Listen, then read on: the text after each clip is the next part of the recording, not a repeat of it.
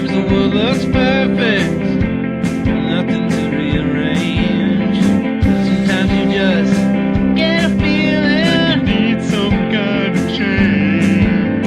Standing tall on the wings of my dream, rise and fall on the wings of my dream. Rain and thunder, wind and haze, bound for better days.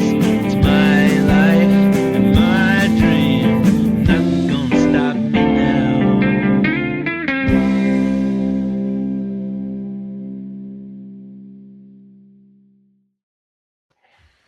All right, welcome Cool. to TGIF, Tanner Grover Invites Friends. It is day number 15,560 of being me. And every now and again, I feel like I'm losing my sanity. I feel like the Joker from The Dark Knight, or Patrick Bateman from American Psycho, or everyone's favorite cannibal, Hannibal Lecter from Silence of the Lambs. But you know what grounds me? Ironically enough, it's music. Music by the 10,000 Maniacs. And we have two of them here today to discuss everything from a new album to their 45th anniversary that's coming up with an extravaganza event in Jamestown, New York over Labor Day weekend. With me today are my friends Ben Medina and Stephen Gustafson. Ben, Steve, what's up, guys? Hi, Tanner. Hey, Tanner. Just Huh. hanging out, chilling. Just hanging out with you. Yeah, no, very cool. So, I like to start off every episode by establishing our DOF, our date of friendship. And so, we know one another because you were both so kind to come on as guests to my other podcast, the It's Music Time podcast. And, we interviewed Ben back in September of 2024, and then that followed up with an interview with Stephen in April of 2025. And so I'm just wondering if I could get, each of your opinions. I'm wondering if you have like an initial impression of me. What was your initial impression? Ooh. Just Hey, how you were- friendly you were- and welcoming you guys were. That you were an evil, murdering bastard like someone from Psycho. Yeah, I've heard that before. No, I think that tracks. It's not an occupational hazard, but it's part of the job for some musicians to meet people. And we do it a lot. And I forget most of their names. But 99.9% of the people that I've met, whether they're fans or musicians, are really nice people. And so are you, Tanner. Well, I really appreciate that, and I thought the world of both of you guys. And I was trying to think back of how the initial connection came about. And the world is so weird now with social media. And the first time I saw the Maniacs, you actually came to Waldoboro. You played at the Waldo Theater in 2024. And that's about 45 minutes from my house. And so I went there and I took some photos. And, I tagged the Maniacs on Instagram. And then I get a like. And I'm like, who is this B Medina _ guitar 30 or whatever your handle is? And so I look at the profile and it's Ben. And I'm like, holy shit, this guy's in the band, And around that same time, my friend Morgan and myself, we were starting this Music Time podcast. And I just reached out to Ben and I was like, hey, would you be willing to be a guest? And Ben, even in your messages to me, what I recall was you were like, are you sure you want to interview me? You were like, I don't even feel like I'm a real member of the band. And I'm like, dude, It was only you're- my like fourth show with the Maniacs, I think. Like seriously, I think it was literally like my It, own w- my fourth show. So I was it like, was your fourth show because your first show was or the Texas Dallas. run, yeah. The 3 dates, and I'm just looking at the Yeah. history here. Yeah, wow. yeah, and Yeah, it was it was just very early on. So unbelievable. I'm like, why do you want me? I'm I just started here. I'm new here. Yeah, well, so are we. And I think the funny thing is, I've been like this my whole life. I'll talk to anybody. And it's like kind of like Steve, how you were saying, you have probably had thousands and thousands of conversations with people over the years, and I don't know, man. People are just interesting, no matter like where they come from. Like everyone's got a story, and then digging into Ben's story before we had that interview, we had that article from stalker to maniac, and I just thought that was such a cool piece that they did on you, and to learn how you became involved with the band and became a member. I just thought it was awesome. Yeah, I'm sure it's probably a decision that Steve's regretting, but it's been fun. So let me ask you guys this. So I got your first impressions of me. Can I ask maybe what were your first impressions of each other? We'll go let's go Steve to Ben. Well, I mean, I had met Ben and Natil years ago, as when they were coming to shows to see us play.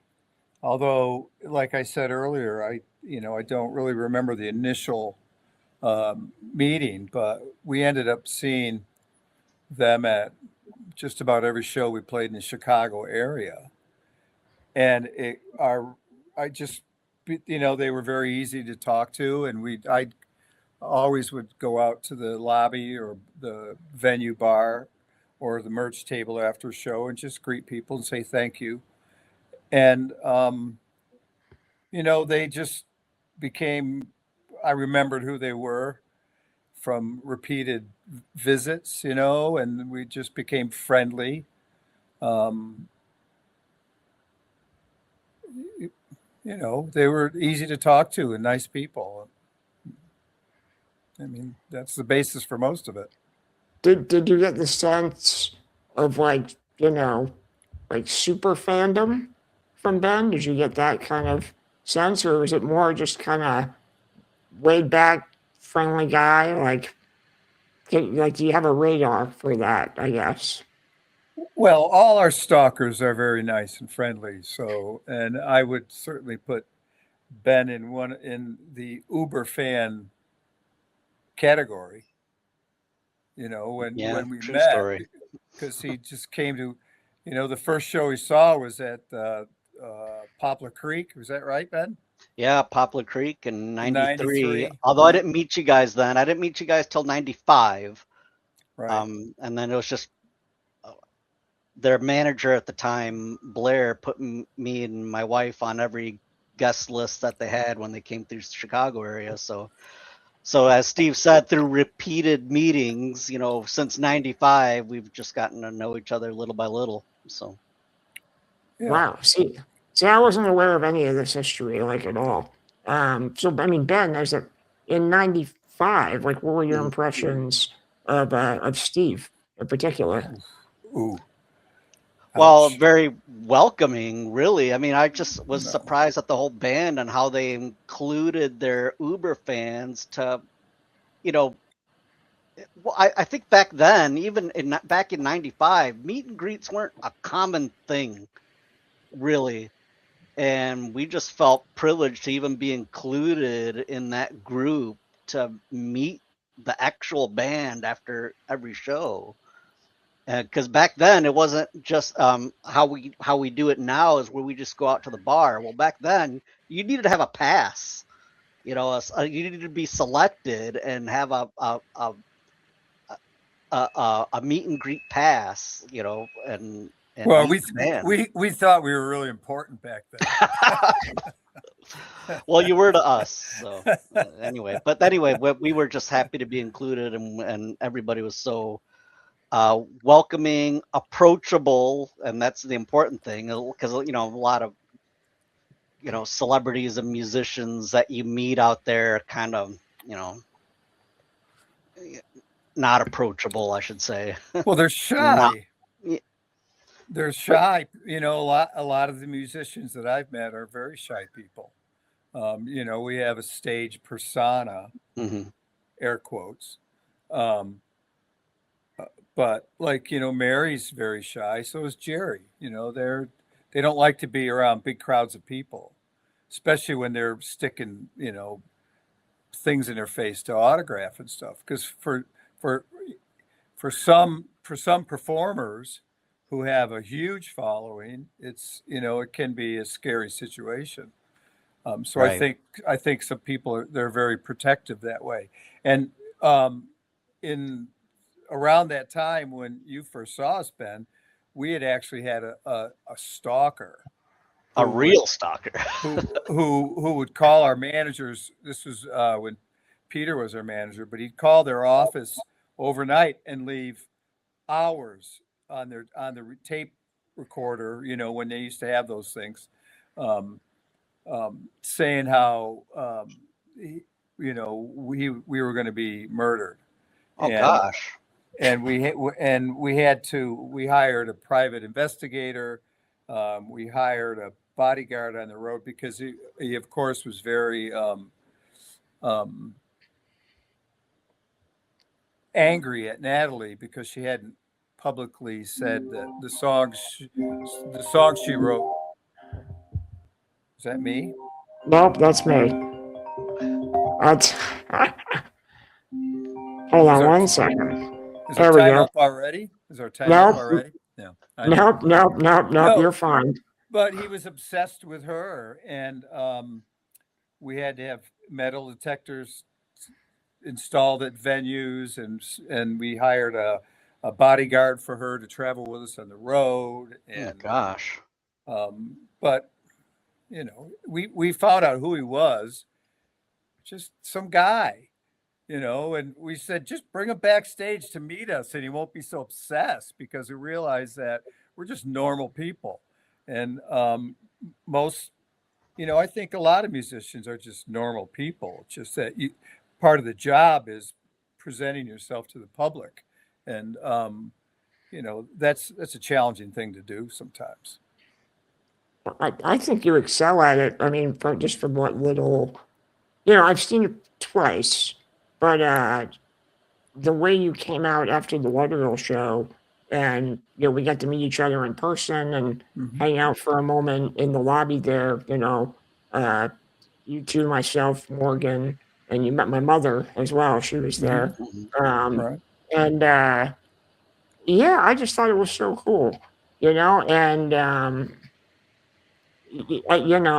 you're right. I mean, there's like the image of being a rock star and like that stage persona, but like I don't know what it is about music and the arts, but maybe it feels like something that is naturally a little bit more attractive to introverted people, that are, Oh yeah, and absolutely. right, yeah. So I get that, where it can be like overwhelming, to have fans at times. Yeah. Well, when I was young, I was introverted, and I was afraid of the world, and a wallflower. And I would sit in my room and listen to music constantly. And I may have been depressed, because I was molested when I was 13. But music really became my sanctuary. And that's how, I taught myself to play guitar, by sitting in my room listening to Neil Young. Yeah. Yeah. I mean, for me, I mean, I don't know. You saw the little intro video. And I was telling Ben before we came on, that basketball, high school basketball in particular, is really big in Maine. And what you saw there was my senior year, we won the state championship, and it was the only one in Booth Bay's history. But Oh what man. basketball provided for me as a kid is I enjoyed the sport, but I couldn't play, obviously, because of my physical disability. So that was my outlet for, friendship and being social. And I think maybe the thing that I've struggled with a little bit in adulthood is to some degree I let that define who I was, personally. But I've always had this other interest in film and music and things that I feel like I can kind of get lost in a little bit, but in like a positive way, where it's helped me. I don't know. I feel like it's like diversified my personality in a lot of ways, and without that, I wouldn't have been able to maybe even have the courage to reach out to a guy like Ben Medina who likes an Instagram post and then say, "Hey, you want to hop on a podcast and chat?" And then, Ben then in turn connects me to a guy like you, Steve. So I don't know. It's just funny to me. It's all kind of, intertwined in how we reach out and connect to each other. Sounds like you had a very good liberal arts college education, because that's what that's all about. I'm a 2010 graduate of the University of Southern Maine, which is a Wow. liberal arts school. But I graduated with a media studies degree. Oh, boy. Yeah, it was great. I had a great experience. Let's talk about that though. Let's talk about Jamestown, because I know you went to school there, and now you've got the 45th anniversary coming up. So what's going on with the extravaganza? Well, months ago when Dennis and I started discussing our 45th anniversary, we had big grand plans like we usually do, and then they always get sort of scaled down into something reasonable. We just wanted to do something a little more than a concert to celebrate, because we try not to play in our hometown very often, just so that we know when we do play, a lot of people will come out to see us. So we're putting on this 3-day festival of theater and dance on Thursday night, September 3rd. On the 4th, we're going to have a art exhibit opening of our archival project, things from our attic that Dennis and I saved over 45 years and there's boxes and boxes of stuff and posters and pictures and a couple hundred cassette tapes from live shows. And we're going to display some of that artwork in a timeline at the Weeks Gallery at JCC Community College, where we all went to school. And then we've got the tribute band, REM tribute band, Dead Letter Office, are going to play a free show outdoors in downtown Jamestown. And then about a block away at 8 o'clock on Friday, we're going to have a limited guest sneak listen to our new album, which we actually all gathered yesterday and listened to. And then Saturday is our show, celebrating 45 years of our town that, meant a lot to us and gave us a unique identity, because we were from this small town in the middle of nowhere, Western New York. And, I still love it here. It's a great town. Yeah.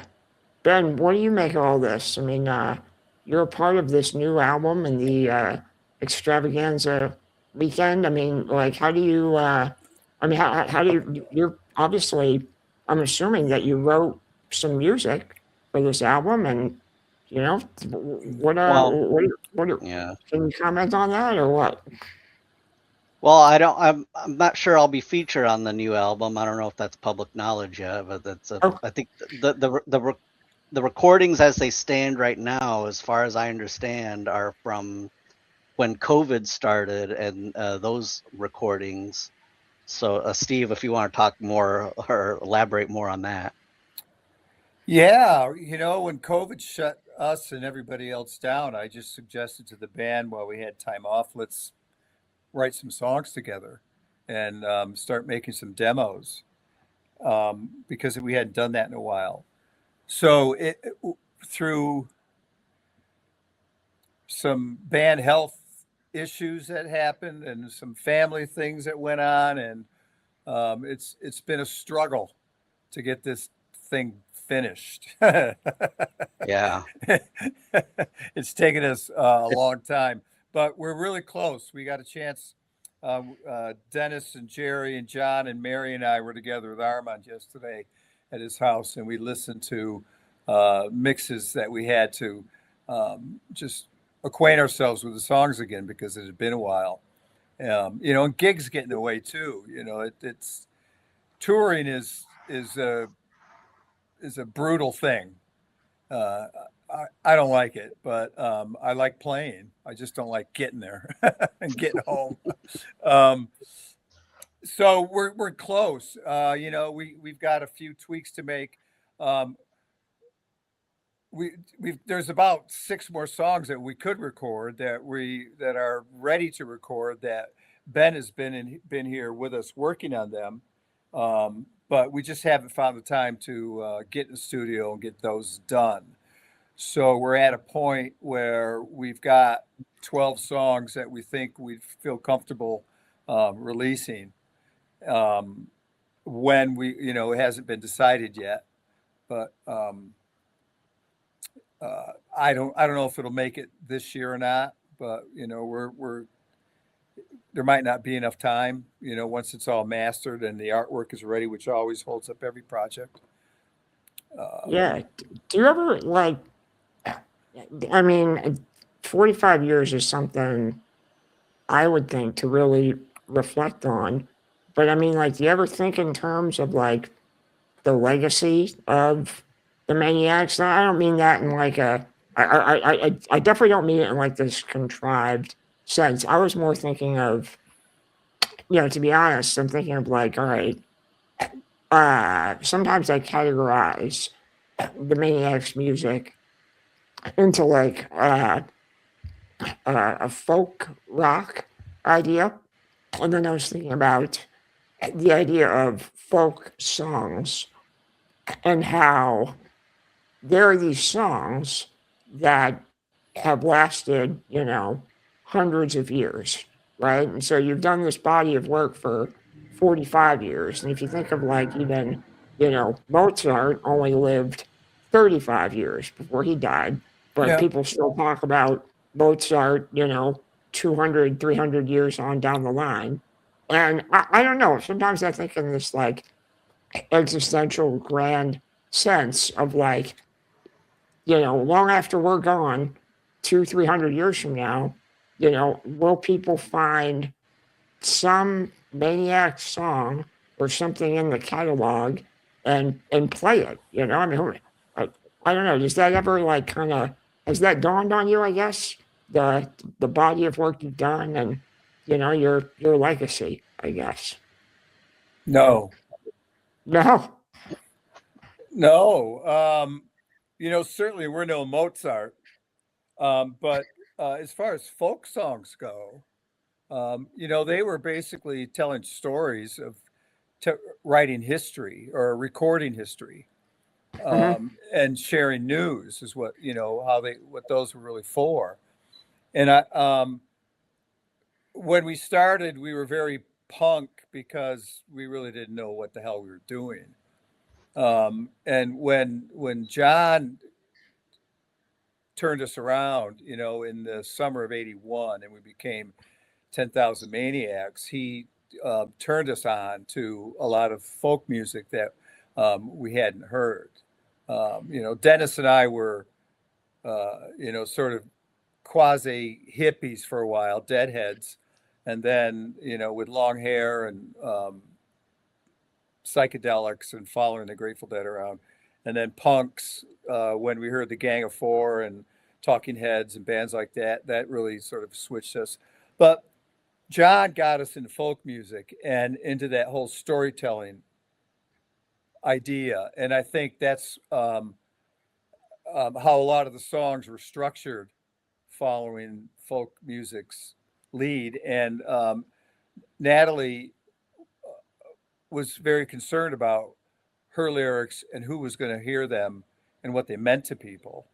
And so she was very, she wrote her lyrics not so much in a lyrical way for songs, but more as just tales.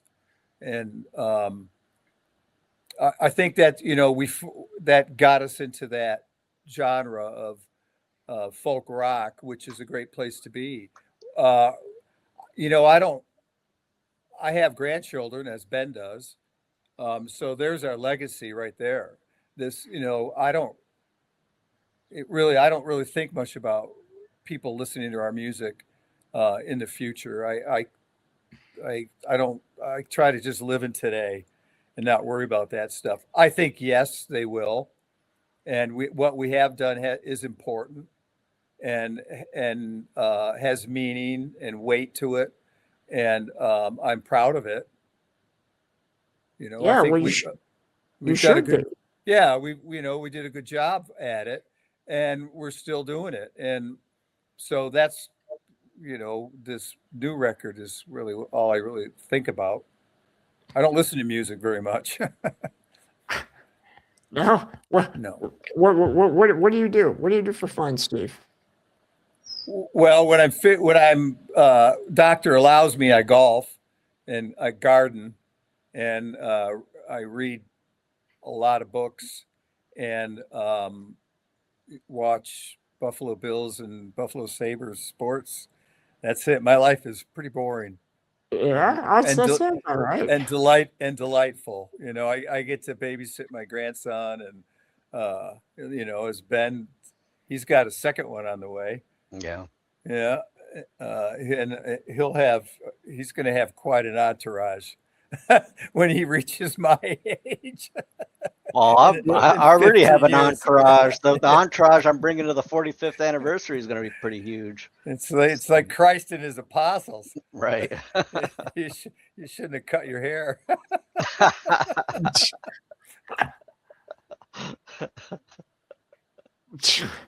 You have your family, your own family tour bus, Ben? Is that what's going on? Like, Actually do. Yeah, I have a 15-passenger van. Yeah, do you really? I do. Yep. Wow. 8 kids, you got to have a big van. Yep. With 8 kids. Yep. And now grandkids. Yeah. Now I have So, grandkids. do you have you what because you just finished a round of shows on the West Coast. Did you drive that van out there, or did you fly? No. We flew out there. Yeah. Yeah. Yeah. Yeah. We fly. We try to fly everywhere we go, or take a tour bus, or. Yeah, West what- Coast, we fly and we rent vehicles. If the cities are reasonable within driving distance, we'll rent vans and do it that way. But if it's, if there's some long stretches between venues, we have to really consider a tour bus. And anything in the Northeast or on the East Coast, we've got a couple local places we can hire tour buses from.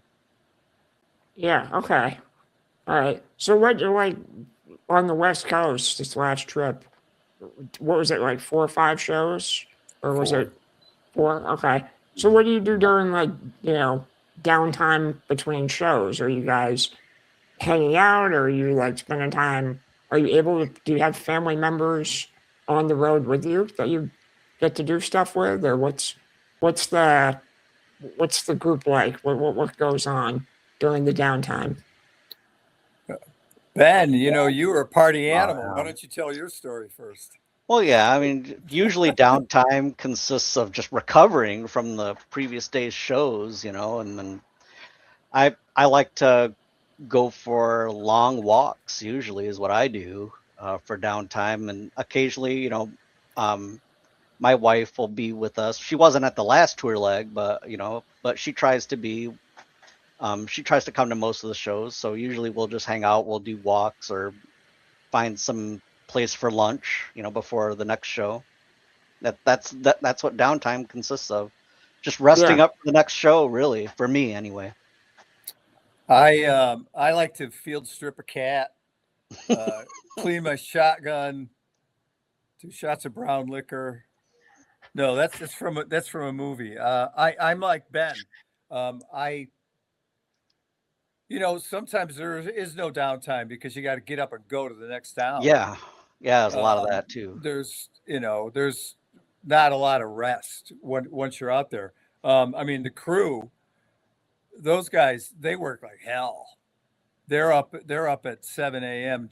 Getting in, especially if we fly somewhere and rent vehicles. They have to get up and go early and hang out at the venue all day, and then at the end of the show, pack it all up and do it again the next day. When we toured last time we were in South America, we were in Rio de Janeiro for 22 hours. Wow.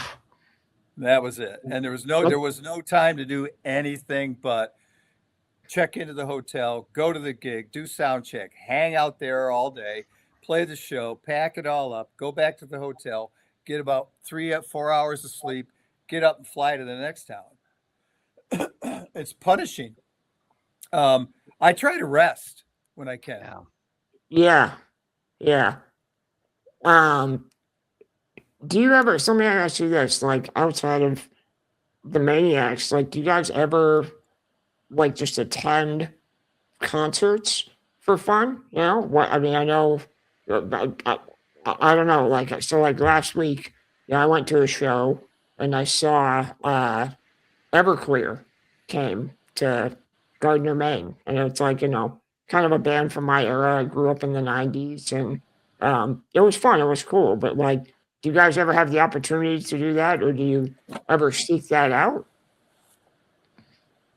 Well, yeah, I go to the occasional show if it's a band that interests me. Back in January, I went and saw the Dead Milkmen, so they were in Cleveland. So, and then, but mostly, I don't have time to, because I'm also in 6 other groups locally besides the Maniacs. So I'm always doing something with one of those bands as well. So when I have time, and it's a show that I want to see, I'll go see it. Yeah, on occasion. Okay. I don't. What about you, Steve? No, I avoid concerts. It's too much noise. No, I have very bad tinnitus from 45 years of this, and from building my house without wearing hearing protection, and a few other things. But who did I go see last? I was out in Chicago last year, or was it 24? I saw my son and I flew to Chicago to see the Gang of Four. I missed. Natalie was just in town, and I was doing something. I missed her show. I don't, I've seen enough. It doesn't interest me. Yeah, just not into it. No. Well, I mean, that's funny. I think with my involvement with basketball and how long I was doing that, I probably feel kind of similar in a way, where it's like because I coached too. I was a varsity girls coach for 5 years, and Oh, cool. yep, yeah. How'd your team do? How'd your team do? We were pretty good, Steve. We we won a regional championship. We lost in the state final, but I had a really good record for 5 years and coached some great girls. So it was a fun time. Did you play press? Did you play press D? Were you like, were you on him, or zone, or were you cover? What kind of?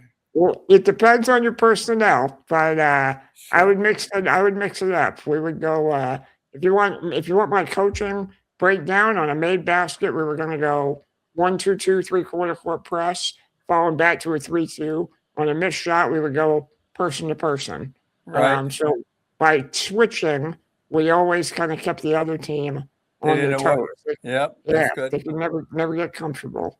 But that was the basketball strategy I employed. I was better defensively than I was on offense. On offense, I had too many ideas. I could never make up my mind, so we never got as good as we should have been by just sticking to one thing. I Yeah. should have kept it more simple. It's like writing music sometimes. Yeah. Sure. Yeah. Yeah. Yeah. But let me ask you this. So one thing I do, I run a movie group here in Boothbay. I started a year ago. So what I do is I rent out our local theater once a month. It's not super expensive, and then I show a free movie to the public. So anyone can go or just get off your phones, get into a theater. I love film. I tried writing movies at one point in my life. Failed miserably, but it was still fun. Um, but yeah, so people come and we hand out scorecards. They rate the movie. We have an open mic discussion afterwards. Yeah, they can recommend films. Um, One film that got a lot of recommendations that I showed last March was Stand By Me. But yeah, so I'm just curious, like, if you were to come to my free movie night, what's a movie you would like to see on the big screen? Ben, you go. Oh gosh. Yeah, I don't really watch too many movies. I can't even remember the last movie I even saw. But I know my older sons were telling me about a movie that they're pushing me to see called I think it's called Backrooms or something like that. So that's, I think they just bought it on Amazon and we're gonna watch it together. So that's probably a movie I would recommend. It comes highly recommended by my sons. So Do you know what genre it is? I'm not sure. supposed to be horror, I think. Horror? I think it just came out not that long ago in the theaters. But yeah, Backrooms. I'm not sure if I'm butchering the name or not. But anyway, that's probably a movie I'll recommend just because it comes highly recommended from my sons. So Cool. How about you, Steve? There's Once Upon a Time in Hollywood is a cool flick. I just watched Ford versus Ferrari. Not Ferrari, it's the wrong way. Ferrari, with Christian Bale. That's a wonderful movie. I mean, if you like to shed a tear or two, and I do, for the big screen, man, last movie I saw was Bob Dylan's, with Timothy Chalamet, and I hadn't been to the movie theater in years. I think the last thing I saw in the movie theater must have been The Return of the King. Oh, like Lord of the Yeah, from Rings? Lord of the Rings. Yeah, when that came out, that was that long ago. And that stuff's great on the big screen. Big sound and explosions and yelling and fighting and all that stuff is great on the big screen. Spaceships and Superman and all this stuff. But I don't go to the theater. I stay at home whenever I can. Yeah. Well, it's just something I like doing, and a lot of it, I it is. love movies. Movies. Oh, I yeah. love movies. Yeah, I watch them because we got a big screen and a nice sound system at home. I don't have to go to the movies. Oh, yeah, perfect. That's awesome. Yeah, I watch The Godfather whenever I can. I love that movie. oh yeah. Yeah, that's cool. Yep. Once Upon a Time in Hollywood's great. That's probably the last film I was able to get my dad out to, and he really likes Tarantino stuff. And I think Tarantino, I've heard that he only has one more film that he's going to do before he retires, and it'll be his 10th movie. I think. I guess I didn't know the count, but yeah, I've been watching movies for a long time, and I saw a lot of movies that were probably way too inappropriate for me to see at a young age. Um, I I bought Pulp Fiction on VHS when I was 12. Whoa, Yeah, so that was a little that's an out eye there. opener. Yeah, Yeah. I learned a lot. yeah, right. Yep, yep. Yeah, it's cool. All right, well, listen, it's been really great hanging out, but I want to ask you guys one final question. Before I do that, is there anything else you wanted to say about the 45th anniversary extravaganza? I know it's it's in support. It's a benefit concert. So anything you want to say in regards to that? The proceeds are going to 3 scholarships that Dennis and I have started over the years. The first one was the B&B fund that's for Barbara Gustafson, my mom, and Bridget Drew, Dennis's mom. For we started the scholarship with $10,000, and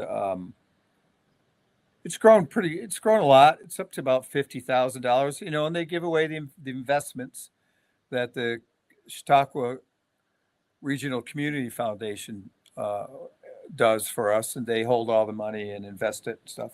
So we give out scholarships to mothers who want to go to college, and the Rob Buck Memorial Scholarship, obviously, for our first original guitarist, Robert, and that's for students who want to study music. And then the more recent one is the Aaron Perez Scholarship, he is the late husband of Dennis's daughter, Emily. And he and Emily did our archival project, started it, and he died unexpectedly in 2023. And that's for students who want to study media arts. And so the proceeds are going to go to that. And we've raised about $45,000 in sponsorships from local businesses. We are fortunate and grateful for them. So they're going to help cover the expense of the event. And so hopefully we'll be giving about $40,000 to the scholarship funds. And we're going to have a special back room. $500 a person can touch my surgical scars on my back. And we'll give that money to the scholarships too. No, Why the cost so low? You should raise the price. I know. $10,000 a touch. I have some scars myself. I should have done that, Steve, back in the day.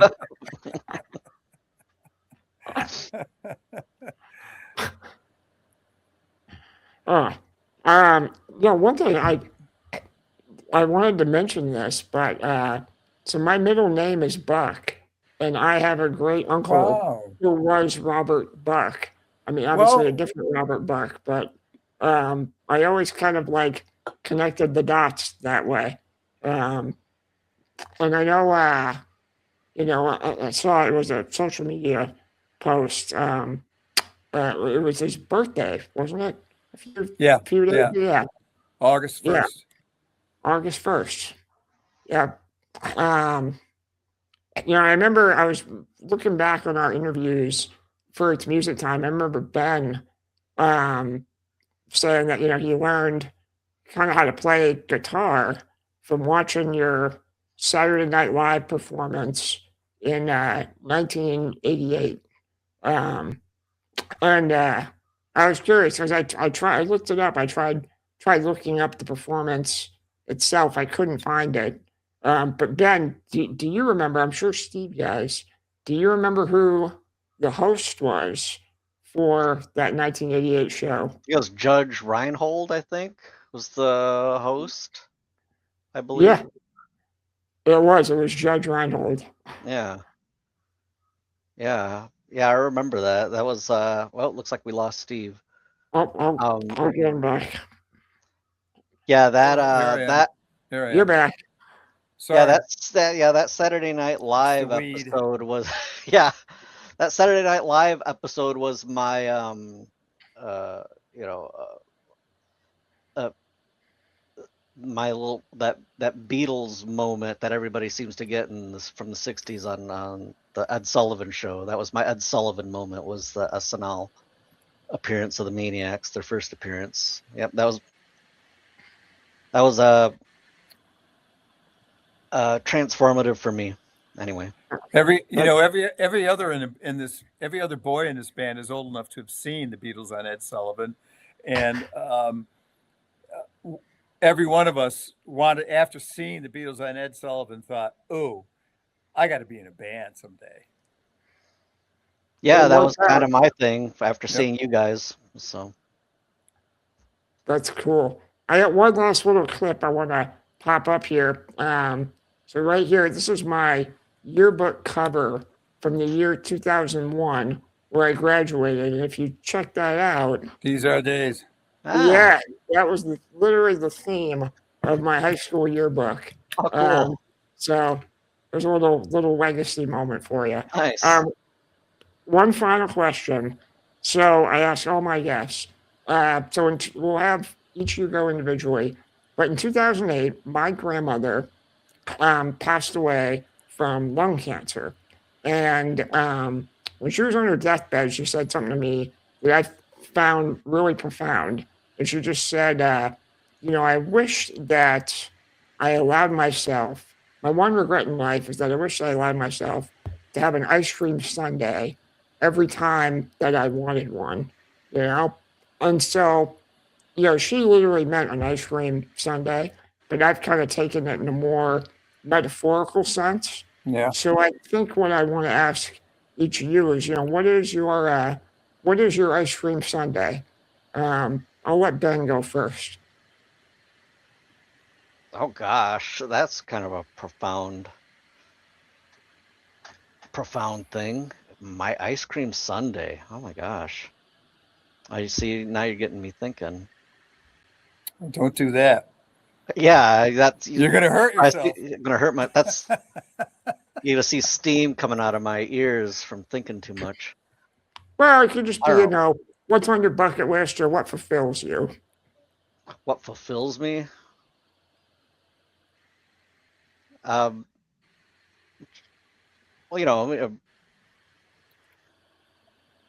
playing music fulfills me, and I'll tell you why. I mean, how I found out, because there was actually a time when I've been in this industry since 2010, in this music business, I should say, playing with so many bands, so many venues. And right around 2023, it just got to me. I couldn't do it anymore. I was like, that's it. I'm hanging it up. I can't do this anymore. The rat race, a lot of the rejections going That was right before we nowhere. called you.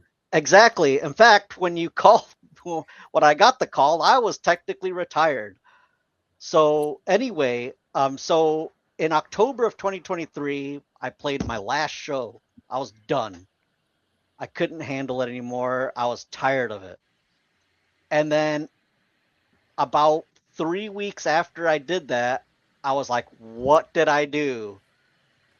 I felt like I had no purpose in life. What did I do? I immediately regretted it because I got so depressed. And and then part of it is I couldn't really play anymore like I used to because I had an accident, that involved tendon repair in both arms, and I couldn't really play like I used to, and so that got me depressed and made me want to quit. So I did quit. And then the Maniacs thing fell on my lap, and then I really had to relearn how to play again after that. So, but yeah, that's what gives me purpose. Just and now I'm in 6 different groups because of that.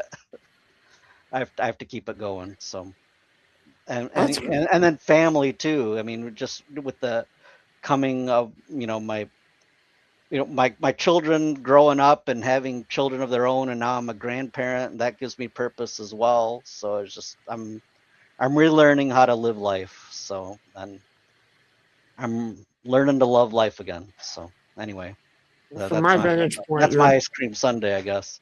Yeah, from my vantage point, you're living life to its fullest. So you're doing a great job, man. Oh, Steve, thank what you. about you? Well, it's funny you ask me about ice cream sundaes because next week, next Saturday, we're taking our grandson for an ice cream for his 4th birthday. Oh, wow. And, obviously as an extension of my daughter, who is his mother, and my son, who is our guitar tech, they're the cream in my coffee. They're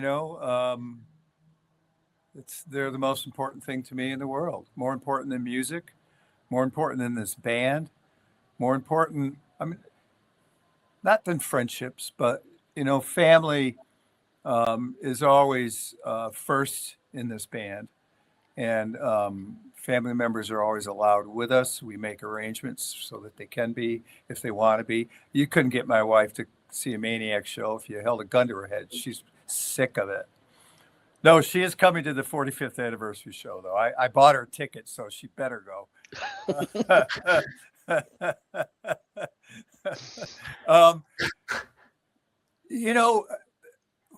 This band gives us Sundays all the time, and the famous music line, every day seems like Sunday.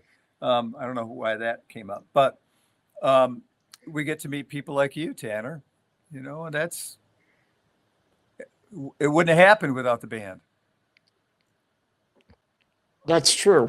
That's true. I don't know if I'm a Sunday. I might be like, a token. I'm a token part of a peanut on top of the Sunday. But I'll take that. I'm fine with that. Okay. Yeah. Well, hey, listen. I want to. You're nuts. Nuts, yeah. There you go. There you go. You hit the nail on the head. Well, hey, listen. I want to thank you both for just taking the time to hang out today. And I want to thank everyone for listening. I hope you found our conversation enlightening, informative, entertaining, inspirational. Maybe it was just, some background noise for you. You can consume it however you like. We're just here to hang out and have a good time. But most of all, Ben, Steve, I just want to thank you both for being a friend. Thank you, Tanner. You're welcome. Thank Befriending you. us. Yep. Standing with the friends we've made. Yeah. My favorite line Yep, from that's a right. Maniacs song.